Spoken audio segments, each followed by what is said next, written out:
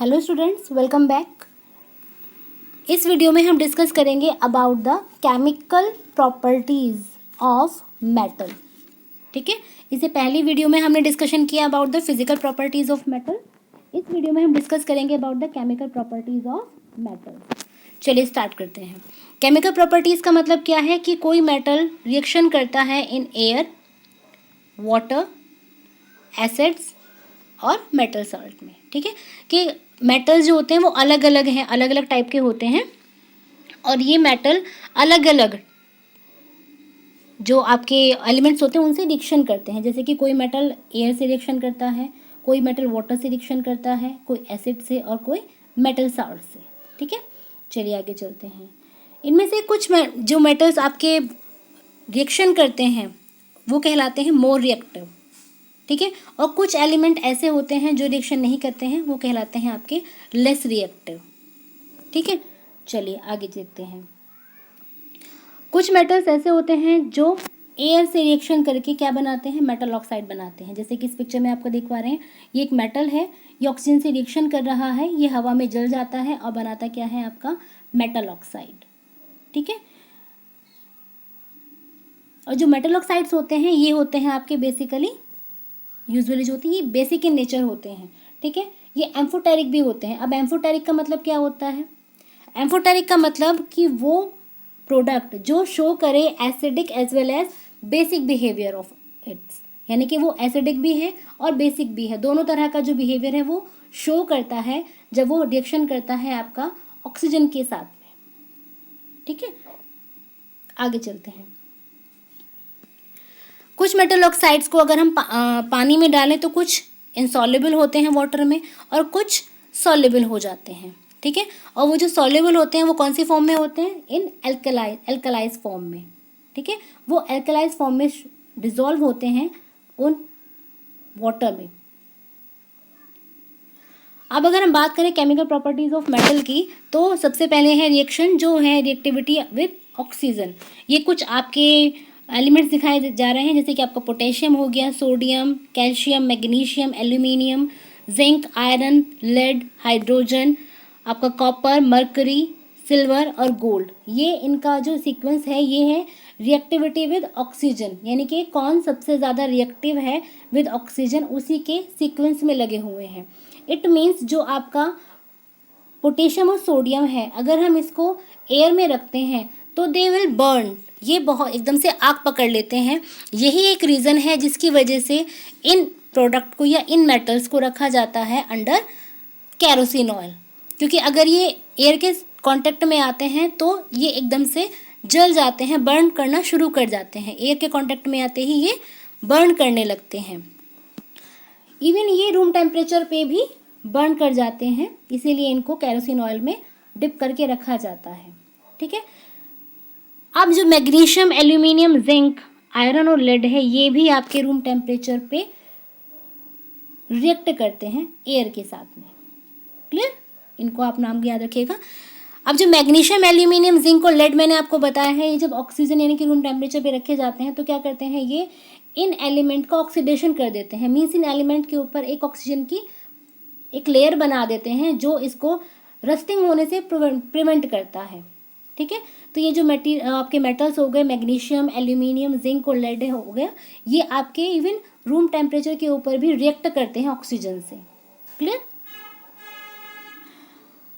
Even जो iron है, जो नेक्स्ट मेटल है आपका आयरन, आयरन अगर हम उसको रूम टेम्परेचर पे रखें तो ये कोई रिएक्शन नहीं करता है ऑक्सीजन के साथ में, लेकिन जो आयरन की फिलिंग है, आयरन को अगर हम फिलिंग के रूप में रखें तो ये रिएक्टिव है हाईली और बर्न करना शुरू कर देता है एयर में, रस्टिंग हो जाती है इसकी फिर। ठीक है, अब नेक्स्ट है आपका सिल्वर और गोल्ड। सिल्वर और गोल्ड की बात अगर हम करें तो ये मेटल भी एयर में रिएक्शन नहीं करते हैं। ठीक है, इनको अगर हम एयर में रखें तो ये एयर में कोई रिएक्शन नहीं करते, इनमें कोई बर्न नहीं होता है, फायर नहीं लगती है इनमें। ठीक है, जिंक, आयरन, लेड, हाँ आपका कॉपर मैंने आपको बता ही दिया है कि जब ये ऑक्सीजन के संपर्क में आते हैं, ऑक्सीजन कांटेक्ट में आते हैं तो ये ऑक्साइड बनाते हैं, मेटल ऑक्साइड बनाते हैं, एक लेयर बना लेते हैं अपने ऊपर जो इसको रस्टिंग से प्रिवेंट करता है जब ये पानी के संपर्क में आता है। ठीक है, अब हम बात करते हैं रिएक्टिविटी ऑर्डर की, कि ये रिएक्ट करें आपके वाटर के साथ में, कि वाटर के साथ में कौन कितना ज़्यादा रिएक्टिव है। ठीक है, तो जब कोई मेटल वाटर के साथ में रिएक्शन करता है तो क्या बनाता है, मेटल ऑक्साइड बनाता है प्लस हाइड्रोजन गैस को रिलीज करता है। ये आप बात ध्यान में रखिएगा, कोई भी मेटल जब वाटर के साथ रिएक्शन करता है तो वो मेटल ऑक्साइड बनाता है और हाइड्रोजन गैस को रिलीज करता है। ठीक है, जब हाइड्रोजन गैस रिलीज हो जाती है, जो मेटल ऑक्साइड बना है, अगर हम उसको दोबारा से वाटर के कांटेक्ट में लेके आते हैं, वाटर से रिएक्ट कराते हैं, तो बनता है आपका मेटल हाइड्रोक्साइड। क्या बनता है, मेटल हाइड्रोक्साइड।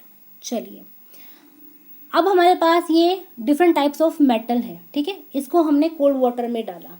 ठीक है, तो इनमें से कुछ मेटल ऐसे होंगे जो कोल्ड वाटर में रिएक्शन करेंगे, कुछ ऐसे एलिमेंट होंगे, कुछ ऐसे मेटल होंगे जो कोल्ड वाटर के साथ रिएक्शन नहीं करेंगे, तो हम उनको सेपरेट कर लेते हैं।